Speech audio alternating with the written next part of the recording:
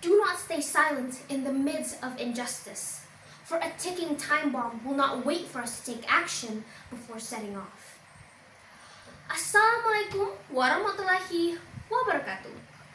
Greetings to my dearest audience.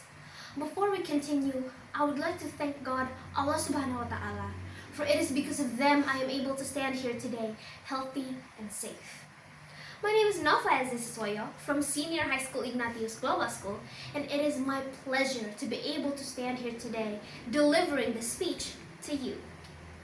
Today, I would like to talk about a problem that has been plaguing our country that I feel like doesn't get as much awareness as it should. From August 25 to early September 2025, riots broke out across Indonesia. This was initially sparked by a new housing allowance for the Indonesian House of Representatives.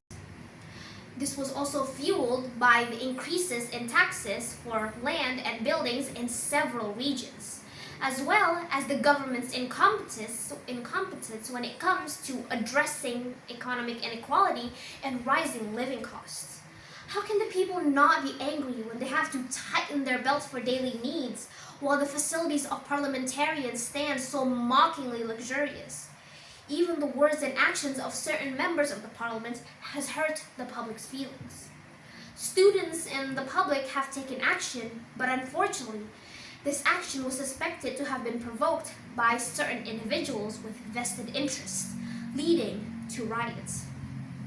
This demonstration managed to remind some of us of the riot in 1998. Even though the damage wasn't as horrible as in the past, the people still felt a moment of fear at the thought of a bigger riot coming. Thankfully, the government responded to the people's pleas. President Prabowo announced that the DPR allowance would be revoked, and the government has agreed to impose a moratorium on overseas working visits by members of the DPR.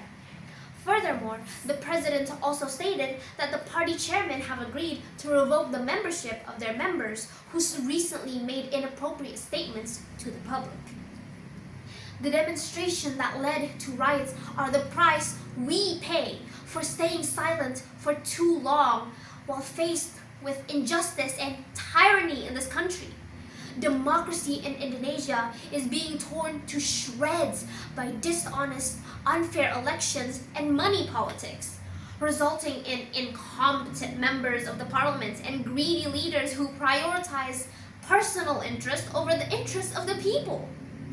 The law is being toyed with in this country, similar to a knife whose handle is in the hands of the government, dull upwards and sharp downwards. People have become desperate amidst economic pressure, unable to obtain legal justice.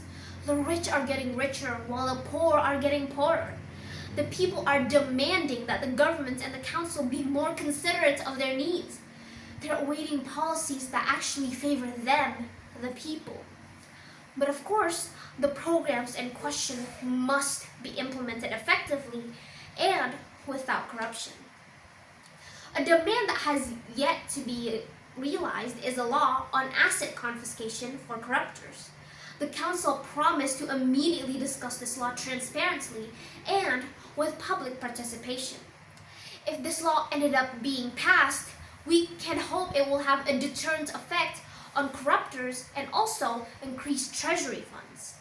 These assets will be useful for public welfare, such as the return of stolen goods to their owners.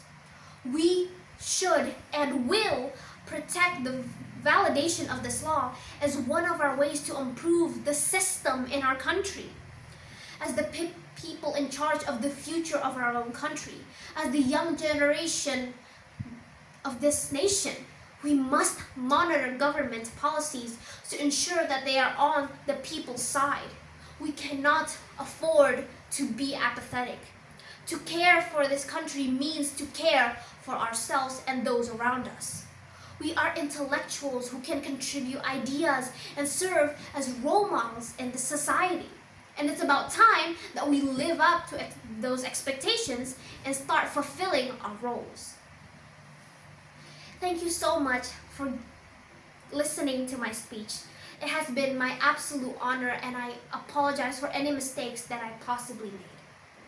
My name is Novayazhizn Siswoyo. This has been my speech, and with this I close it by saying, Wassalamualaikum warahmatullahi wabarakatuh.